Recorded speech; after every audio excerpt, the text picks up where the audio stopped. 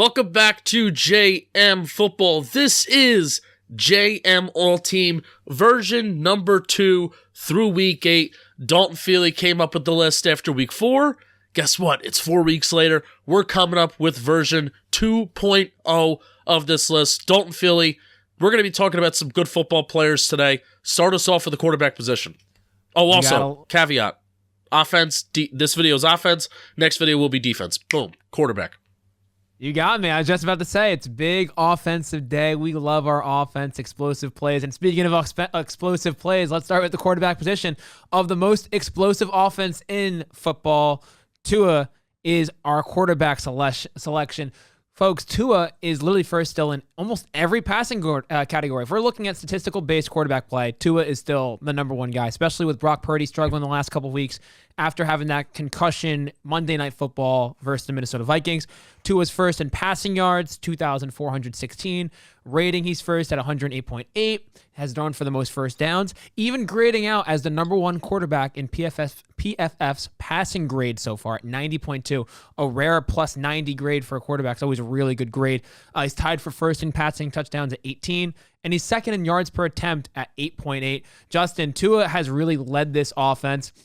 Now, granted, I know they have Tyreek Hill, Jalen Waddle, Raheem Mostert, all these explosive playmakers on both the receiving and running game. But that said, Tua, you have to play a very good quarterback for this offense because you got to make the right choices. I know Mike McDaniel's a wizard. Tua's done a great job minimizing the mistakes. Now, granted, he's got 8 interceptions. That said, Tua's done a great job. Miami's hot. He's got great receiving weapons, and he's been the guy so far through the 8 weeks. 8 out of his 8 touchdowns have been on plays of 20-plus yards, which is absolutely insane stuff. I mean, Dalton, what's the completion rate? 70.4? Yeah, you have it here. 70.4%. And the fact that his yards per attempt is 8.8, and you have an average depth to target where he's able to stretch the field like that, again, that's the thing that boggles my mind about what Tua's doing this year within this Mike McDaniel offense. And this is what boggles my mind with this Dolphins offense is doing. They're so efficient. They stay on schedule while at the same time being explosive and, being efficient. So absolutely boggles my mind. A couple weeks ago, Dalton, we were talking about how Brock Purdy could maybe enter this list, not necessarily because, look at the numbers, but 3 losses in a row for Brock Purdy where he's thrown some bad interceptions as well in some of those games. I'm glad that Brock Purdy is going through a little bit of adversity because through the first, how many games of his starting career, besides the playoff game where he got hurt, he really hasn't gone through that adversity. So Brock Purdy was a guy that we were talking about. Josh Allen was a guy that we were talking about. Justin Herbert was a guy that we were talking about last time. I will say, before you get to some honorable mentions, because Tua, I think, is the undoubtedly, first team all pro quarterback right now. Yeah. Joe Burrow has been the best quarterback in the NFL since we recorded our last video. Through weeks 5 through 8, Joe Burrow's been the best quarterback in the NFL. So I don't know if Joe Burrow's total season numbers through the first 4 weeks, if they're going to hamper him from ever being on this list. But I think Joe Burrow is trending upward. And if you remove those first 4 weeks of the season, and let's just say the season starts in October, Joe Burrow's been number 1. So I'm interested to see 4 weeks from now if Joe Burrow is creeping his way up this list. Absolutely, and I think that's a great point you just brought up too, that this list is an accumulation of the entire season up until this point and not just segments weeks 1 through week 4, weeks 5 to week 8. It's the entire season. So Burrow struggling and having that injury in his hamstring had affected him from being on this list. If he plays well and accumulates that numbers the rest of the season and Tua goes down in terms of statistical output, Burrow can sneak into this list. But that said, Joe Burrow, it's crazy when Joe Burrow is healthy. He's fantastic. He's looking good again. That win against the Niners this week was that was my stamp. I'm like, okay, I think the Bengals are back. Yeah. Burrow's playing well again. Last 4 weeks has been fantastic. And once again, AFC North, they're going to be fighting for it with Baltimore, Cleveland, and Pittsburgh. It's fantastic. One thing I did want to say too about Tua, misspoke. I think I said he had 8 picks. He had 7 picks. Mahomes is the quarterback I had in my head that has 8 interceptions this year. Though that's a lot of interceptions, especially for a guy like Patty Mahomes. He's still an honorable mention on my list, Mahomes and Josh Allen. So 3 AFC quarterbacks. Purdy could have been on this list, but the last 3 weeks he's thrown 5 interceptions. They've lost 3 games. hasn't looked right. I'm curious if he's still banged up. Purdy's best weapon is him being so efficient, and the last few weeks he has not, which has taken him even out of the honorable mention segment. And speaking of best weapons, Deebo Samuel and Trent Williams being out of that offense for the last few weeks too. Oh, look at that! When you lose some of your best players, an offense suffers. So even elite teams like the 49ers aren't immune to that. A lot of what bad teams feel too. You want to move on to the running back spot? We're talking 49ers offense. I think this is a pretty easy one. I mean, listen, you segmented this to the perfect spot. Running back Christian McCaffrey, once again, he doubles down in this spot. He is, in this day and age in football where the era has changed in terms of running and passing, where passing has become such a big component of the game, he's leading the league in basically every rushing aspect of the game and receiving at the running back position. He's first in rushing yards, first in rushing first downs, first in receiving yards, first in receiving touchdowns. The guy does it all. He's a jackknife. 13 total touchdowns through 8 weeks is absurd. When a guy's averaging over a touchdown per game, you know he's doing something right. And he's had this touchdown streak, tying Lenny Moore for most consecutive games with a touchdown. And this is going back to the 1950s and 60s. Super impressive. When CMC is healthy, it's so fun to watch him play football. Niners trade for him last year. And now we're seeing him be the focal point of that offense, being that engine of the Kyle Shanahan system. Been fantastic. The one thing I want to point out, kind of ironically, the one stat I didn't say he's first in his receptions. He's second in receptions with 32 out of all running backs in the passing game so far. First? I do know who's first. I was just about to ask you, do you know who's first? It's very interesting. Alvin Kamara missed the first few games of the season. Is it him? It's Alvin Kamara. Dude, he missed 3 games due to suspension, and he is first in NFL out of running backs and receptions. That is bonkers to me. I mean, good for Alvin Kamara. He's been such a focal point in the Saints offense since coming back, and he's scored 2 touchdowns versus my Colts. Sad. But it's crazy to think that how good Kamara's been in both the passing game and rushing game, too, and he missed 3 games to start the year. But going back to C-Mac, he is so fun to watch. When he gets into that end zone, he's been the one guy, especially with Trent being out and Deebo being out, like, Purdy struggled, but C-Mac is still doing what he does best. And they've used C-Mac in like some Deebo Samuel ways, even like, putting him in motion, going out as a wide receiver, then bringing him into the backfield, or even vice versa, putting him in the backfield, motioning him out. Now, he would have done that anyway if Deebo Samuel was out, but I think like there's sometimes where you hear broadcasters will point out that's a play where Deebo Samuel runs it, and that's like a Deebo play. And the fact that Christian McCaffrey is able to do that is crazy. You know what I was thinking about too, Dalton? Seeing just how C-Mac has been dominating since he's been healthy, number one, and then number two, since he was traded to the 49ers. There hasn't been as much of a talking point with running backs coming out of the draft as there was a couple years ago with, this guy he's just as good of a receiver as he is a running back. That talking point has kind of gone away. A couple years ago in the draft, and I'm a Giants fan, I remember Saquon Barkley. Saquon Barkley is just as much of a weapon in the receiving game as he is in the running game, and that's just not true. Saquon Barkley is a little bit more of a bell cow running back than a receiving back. So I think like that has kind of gone away the last couple years. Of Bijan is obviously the freak, and he could catch the ball. They lined him up as at wide receiver. Jahmyr Gibbs obviously too, but God, are all the running backs that come out of college now, they're just as good of receivers as they are running backs. Christian McCaffrey, and I think because of how good of a receiver he is, I think it's like made the distinction. It's like, let's just not call all these running backs good receivers too, because there's very few like Kamara and like C-Mac that they're actually good receivers, and they're actually a plus with their route running, ball catching skills, et cetera, et cetera. Yeah, I think people confuse the ability to catch a football with being a good receiver. Like, there are a few guys... Just being a weapon. Just being a weapon out of the backfield. But C-Mac is actually a good receiver. And if you want to line him up in the slot or even on the outside and be somewhat of a threat too, like, they can do that. Other guys, they're just decoys, and they're not getting the ball, whereas guys like C-Mac and Kamara are like, yeah, they could definitely get the ball and make a big play in the receiving game for sure. Dalton, keep us pushing forward. We got wide receiver. Staying in that 11 personnel. So we got not 1, not 2, but 3 wide receivers going with the most popular personnel for the NFL. Going with the number 1 wide receiver, it is Tyreek Hill, Tua's number 1 receiver. It makes total sense with that offense being so explosive. Tyreek Hill being the number 1 selection. Tyreek, He is, Penik, you can correct me if I'm wrong. I think right now, through 8 weeks, Tyreek Hill is the most explosive playmaker in football. Well, yeah, it's him, and then there's, 50 feet, and then there's everybody else. I mean, like the yards per route run, I can imagine it's like him, and then there's a tier, and then it's everyone else.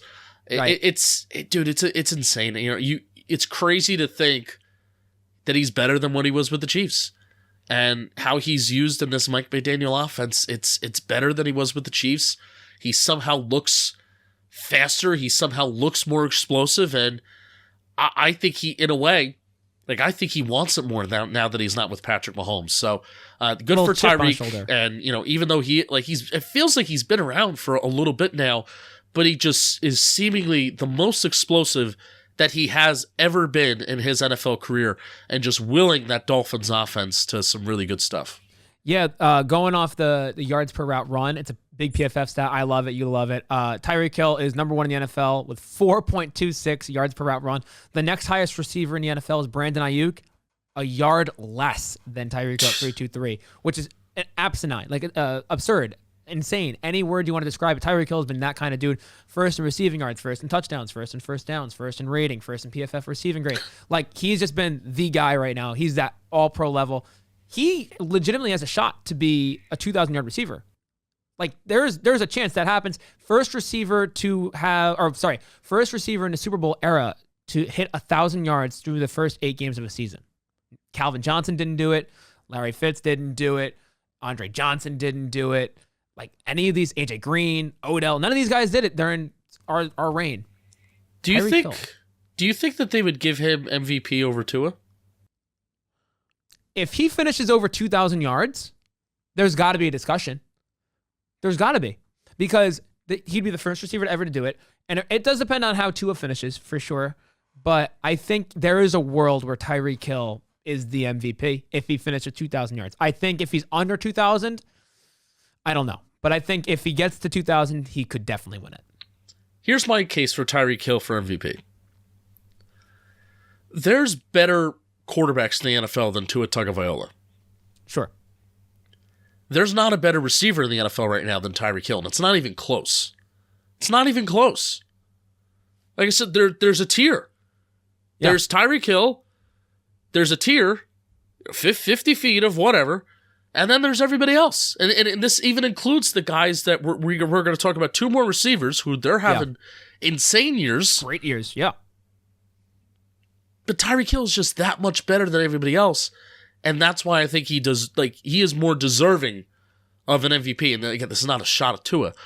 Guys throwing him the ball. But I think Tyreek Hill right now is the MVP of the National Football League. And because I feel much better about that.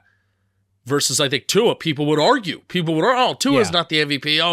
Allen's better, more efficient here, just a better player. Mahomes, look at what Mahomes is doing. Mahomes doesn't have Tyreek Hill and Jalen Waddle and Raheem Mostert and all these weapons.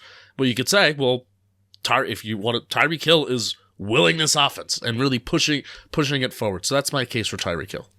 Totally be the first time that a non-quarterback wins MVP since AP in 2012. I think I think you're totally right, but it's become such a quarterback-heavy award.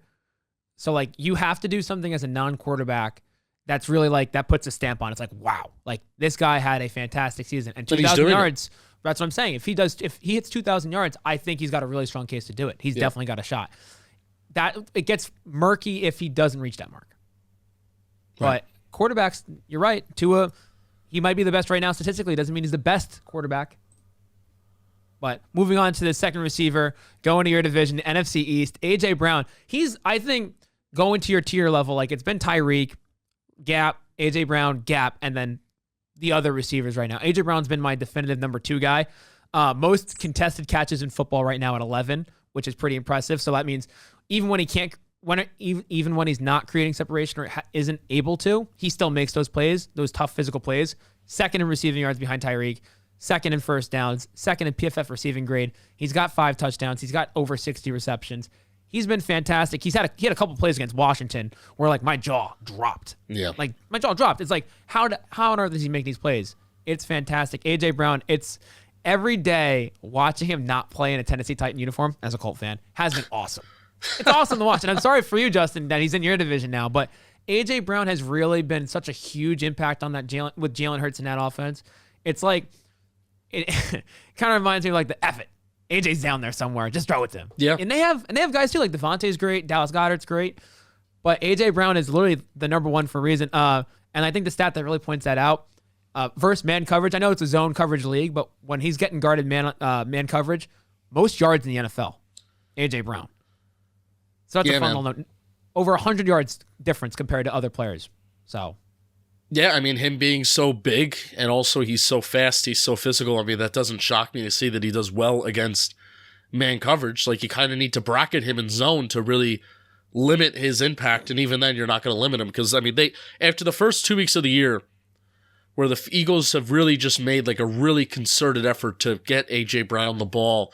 They have a new offensive play caller there in Philly, and over the course of the first few weeks of the season, things were a little rocky over there, and then since then, they've been really, beating a solid drum. Besides going up against the New York Jets, which I want to talk about that actually a little bit when we talk offensive linemen.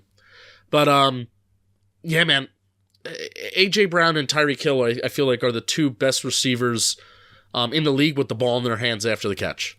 And they're for two very different reasons. I mean, A.J. Brown is fast, but he's not Tyreek Hill fast. But at the same time, nobody really has that physicality that A.J. Brown has after the catch. Like, Tyreek Hill does not have that same physicality after the catch. And I think that's what really makes a guy like A.J. Brown just so dangerous with what he can do after the catch as well. Absolutely, Justin, I agree. And going to our third receiver, if we're going like types of receivers, we got three different guys here, which is so fun. Yeah. Stephon Diggs of the Buffalo Bills, former Viking. Stephon Diggs is such a fun player to watch too. These three guys have been just completely different types of wide receivers. Diggs leads the league in receptions at 64. He has 6 touchdowns this season. He's fourth in receiving yards at 748. Fun little question, Penik, real quick. We got, going back to Stephon in a second, we have the number 1, the number 2, and the number 4 receivers so far in terms of yards in the NFL this season between Hill, Brown, and Diggs. Do you know who the number 3 receiver is in yards this season? Puka. It's your boy Puka Nacua. Yeah. I had to give him a shout out for you, Justin. Where's the necklace, man? You need to rep the necklace. I didn't win in fantasy this week. It was a crushing defeat, so we do not wear the Puka Nacua necklace unless we win in fantasy. Yeah, that's fair. I get it. I just wanted to give him a little bit of a shout out. But yeah, Stephon Diggs has the 4th highest team air yards share at 42 yards, over almost 43 yards. So, like, I understand that the Bills have Gabe Davis. They have Dawson Knox, who's hurt, Dalton Kincaid, Khalil Shakir. I get that. James Cook's used it once in a while in the passing game, but still, like, none of those guys come close to Stephon Diggs. Like, we're talking about the Eagles offense where Goddard and Devontae are, like, good and serviceable, right? But the Bills' weapons, like, I know Kincaid in the first round is solid. Knox is an okay tight end. Gabe Davis, Mr. Inconsistent, no offense. Like, he either shows up or doesn't. Stephon Diggs has to be the number 1 every day. Like, he has to come into Buffalo and be the guy. And that's why early on, we're talking about the Eagles force-feeding A.J. Brown. It's the same. It was the same thing with Josh Allen and Stephon Diggs. Like, they were just trying to get him the ball, and that's why he's first in targets and first in receptions, because they know he's got to get the rock. He's got to get the ball. And the Bills' offense starting to come into form, I think. I'm hoping, at least. They've had a couple weeks, like the Giants game on was it Sunday Night Football? Where it was a 12-9 game? Yeah. And hopefully we continue to see the Bills' offense continue to get better and better, and Stephon Diggs puts up those numbers per usual. Yeah, I mean, the thing with Stephon Diggs, and, Bobby has talked about this, and I think even some of the cover, we know guys, like the Cover 1 guys do a phenomenal job covering the Bills. It's Stephon Diggs or bust right now. That's what that offense is right now. And that's not... Hey, the fact that you have Stephon Diggs is absolutely fantastic, but the more that you get into November and December, the more good defenses are going to start to figure out maybe not necessarily how to stop Stephon Diggs, but how to limit Stephon Diggs, and it's going to have to be who else can step up. But regardless, the Bills' offense, if we're talking about, hey, this is the all-JM team, if the Buffalo Bills are force-feeding the ball to Stephon Diggs, then that's good for Stephon Diggs to wind up being on this list, being first in receptions, getting a lot of receiving touchdowns, getting a lot of yards. So it's good for Stephon Diggs right now, but I think it may be a little bit of a problem for the Bills being Stephon Diggs or bust for their offense. Dalton, I think we can go through the tight end pretty quickly, and then we can get to these offensive linemen. It's Taylor Swift at tight end. No. It's Travis Kelce. First in basically everything: receptions, receiving yards, first downs, PFF grading out, yards per route run. The only thing he's second in is touchdowns. Simple enough. I mean, since he's dated Taylor Swift, I know he missed the first game of the season, but since missing that first game, he's back to being form. Sam Laporta got the tight end nod through week 4 because he was having such a good season, and he still is, but Travis Kelce's being back to being Travis Kelce. He's the only tight end to have over 2.1 yards per route run. He's got 2.67. So again, definitively has been the guy at tight end, has been for years, will continue to be until proven otherwise. So you're saying it's because of Taylor Swift? That's the only reason, Justin. Has to be. Fair. Let's move to offensive tackle. Offensive line is always the most interesting to compile, right? Because you got to do a mix of numbers based. I'm a big numbers guy. My background in research is like, yes, numbers are important. I think it's a huge aspect of it because it's the data of how they're playing, right? But then there's also the component of like just watching these guys play and just knowing who's good and who's not good, right? So I have a couple guys. I do want to give a couple love real quick before I forget an offensive line. Like I'm going to shout out like for honorable mentions. Other positions, I didn't name each honorable mention, but for offensive line, I want to because I know people are going to be ripping this list about why isn't this offensive lineman there? Why isn't he not? Both Eagles offensive linemen for tackles. I don't have them. Mulata and Johnson. Both have been very good. Mulata is right now the number 1 PFF graded offensive lineman. The problem is that he still is giving up a lot of pressures, which is something that I don't love personally. And then Christian Darrisaw's missed a game. He's been banged up this year, but he's been really good when he's on the field. Those are my 3 little honorable mentions at the tackle position. But going to the guys we selected, right? It's the team that we selected for this all team. Penei Sewell from the Detroit Lions. Since coming out of Oregon, he's been a great guy, and he's played both right tackle and left tackle. So I think that's even more impressive. But he's got the fewest pressures allowed, the highest pass blocking efficiency. Sacks allowed, he's allowed 0, which is fantastic. And he's top 10 in both PFF pass and run blocking. The Lions' offensive line usually gets a little bit more love than they should, especially in the pass blocking game. But he's the big reason why. And that is why he's my number 1 selection at offensive tackle. Yeah, his feet are so quick. He's so athletic.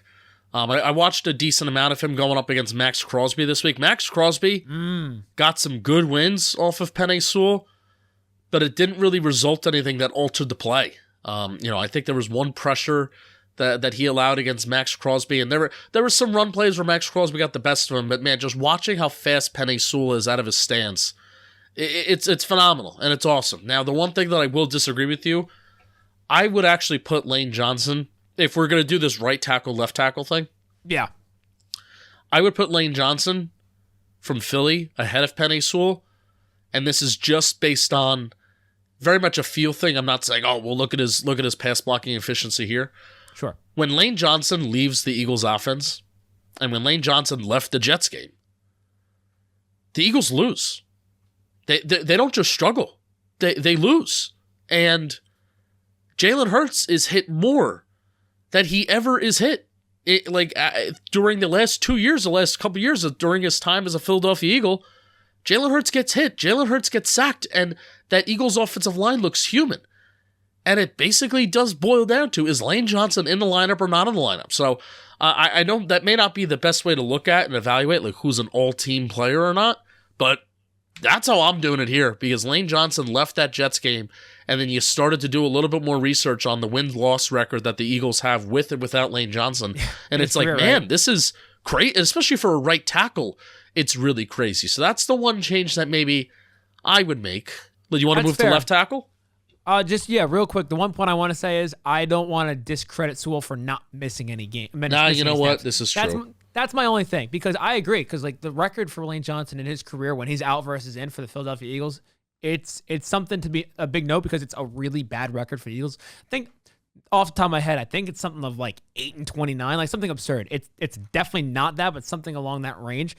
But if Sewell missed time and Dan Skipper came in, I think he's their swing tackle still. And he looked okay, then maybe it's a story. But I don't want to give crap on Sewell for not missing any time yet. Knock on wood. Right. Going to our other tackle spot. Speaking of athletic tackles, Tristan Wirfs, the former Iowa Hawkeye, former wrestler. How about it? Also a guy that changed positions from right to left. First in PFF pass block grade, first in pass block efficiency, hasn't allowed a sack yet, and he's second right behind Sewell in pressures. One of my things when I look at is pressures allowed? And the biggest reason why is like I want my quarterback to have a clean pocket, have some time, be set, and make his throws. We see how much of a difference pressure makes on a quarterback when they make decisions. If they have a clean pocket, they can thrive. If they don't have a clean pocket, most quarterbacks, not all, most quarterbacks don't survive. Tristan Wirfs taking over for Donovan Smith at the left tackle position. He has been a beast. Run blocking is not the biggest strength of him. It's been more of that pass blocking game where he's been really good. But hey, you have Baker Mayfield coming in at quarterback. You're going from a Hall of Fame quarterback to a former number one quarterback who's not lived up his expectations. And Tristan Wirfs at least has done his part to try and keep Baker's pocket clean.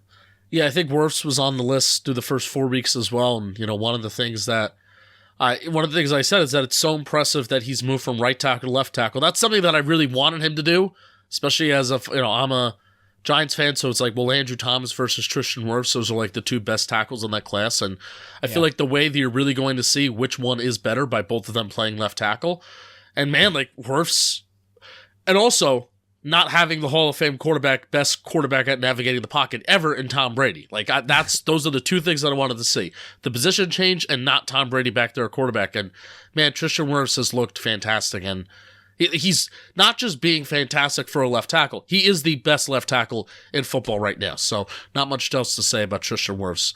Dalton, let's finish it off with the interior. Yeah, going guard, we're going to go Chris Lindstrom. I think he's right now the number one definitive guy between being dominant and playing all of his snaps. Like that's the one thing I was noticing at guard is looking through all the numbers and all the data between interior offensive linemen, specifically at guard. There are either guys who have played every snap and been okay, or there have been guys who have been dominant but have missed time. So like a couple honorable mentions, like the guards at Dallas. Like Zach Martin's missed some time, missed a game or two. Tyler Smith missed the first 2 games, and I know he's been tackled too, but those guys have been really good, but they've missed time.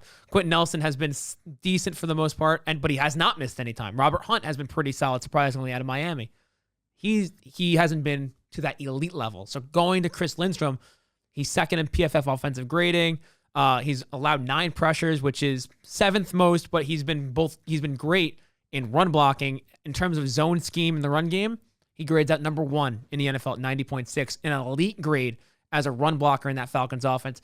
And don't get me wrong, that explains why the Falcons run game is so good between Bijan, Algier, even Cordero Patterson. When you have guys like Chris Lindstrom open up those holes in that zone scheme, getting those extra yards, creating holes for those guys to get through, he's been fantastic. I believe he was an All-Pro last year, and he's continuing to play at that high level this year.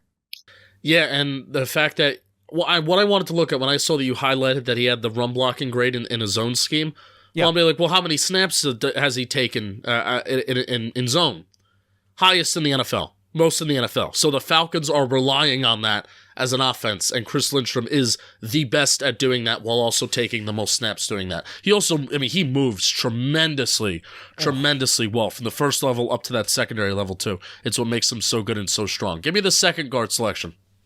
Second one is Joe Thuney. Now, again, this one was my hardest one to decide on between numbers-based and just kind of the eye test brain, knowing football, right? Joe Thuney is the number 1 pass blocker graded out right now in PFF. So the Chiefs as a team have allowed the fewest sacks at 10. And again, that's a team stat, and that's a quarterback stat too, not just an offensive line stat. But Joe Thuney, when you're looking at an interior offensive line, you have Trey Smith at right guard, you got Creed Humphrey at center, but Joe Thuney is really that guy in that interior offensive line that runs the engine of the offensive line, making sure everything's good. He's been a former All-Pro. He was great in New England, and he's continuing to play that high level too. I really wanted to put Quentin Nelson back on this list, give him a little shot, back-to-back weeks. Watching Colts games recently, he's been okay in the run game, in my opinion. He's been better as a pass blocker, which is great, especially since Ryan Kelly coming back. But Joe Thuney, I still give him the edge because I think he's better in both the pass blocking game and run blocking game compared to Quentin Nelson. And something that I was really surprised by, Dalton, usually you'll have quarterbacks like their average time in the pocket. It's like maybe 2.3, 2.2, 2.4 seconds. And you would think for Patrick Mahomes as a guy that likes to escape the pocket, a guy that likes to extend plays with his legs, I'm not even looking at his time to throw here. I don't even know his time to throw. I'm kind of trying to wean myself off of that stat, unless I'm talking about something very specific, because time to throw, that stat does not equate to anything to do with the offensive line. So people need to stop that. Yeah. But I do think the average time in the pocket, that is sort of an offensive line stat, as well as it being a quarterback stat of are you willing to sit in the pocket. Patrick Mahomes' average time in the pocket is 2.6 seconds. That has to be one of the highest times in the National Football League, most times spent inside the pocket in the National Football League. So I think that's a lot of it is due to that interior offensive line and Joe Thuney taking care of business. Now let's cap it off with center. Eagles fans are upset at tackle because I didn't have Lane Johnson and Jordan Mailata, who have both had pretty darn good seasons. But don't worry, Eagles fans. I still got Jason Kelce at the center position. Him being in the league for, almost a decade at this point, if not over a decade. Still, he's most snaps in center position at 578. Hasn't allowed a sack this year. His pass block efficiency is number 1. He's only allowed 4 pressures this year through 8 weeks. I can't believe how good and a high level he's been. Run game, he's still athletic. He's still moving. They're still using him as a puller. Jason Kelce is, dare I say, a freak athlete at the offensive line position because I want to look up how old he is real quick because I'm curious. Is he 33? Jason Kelce is 35 years old. He's going to turn 36 in a couple days. How crazy. He's 36 and he's still playing at an elite level. It's just amazing to me, man, how good he moves. Like watching him when they run to the outside and he's the guy uses a puller, it's like an artwork. It's like a piece of art. It's so amazing. Dexter Lawrence, everybody knows how good Dexter Lawrence is, right? Pretty darn good. Dexter Lawrence dominates every single center in the National Football League besides one. Who is that? I'm going to throw a freaking bone out here and go Jason Kelce. Oh, you would be correct. You would be correct. So I am excited for the day that Jason Kelce retires, but I'm also enjoying watching him while he's playing as well. Dalton, that's going to cap off this 2.0, this JM Football All-Team version 2.0. We'll see you in a couple weeks for the third version of this year to see how everything develops. Dalton, I think also in a couple weeks we have like a JM All Underrated team that's going to be coming out. Yeah, give a little love to some guys who are surprisingly playing well, a little shockingly, where it's like, whether it be rookies or guys who are having bounce back seasons or first-time great seasons, give a little love to players who don't always get it. I'm very excited for that video and to see what kind of list that you could come up with, and then maybe I can come up with as well. So thank you for watching. Like, comment, subscribe. Let us know what you agree with, what you disagree with, who you would include, who you would take out. We appreciate you for watching. As always, peace. Love you. See you next time.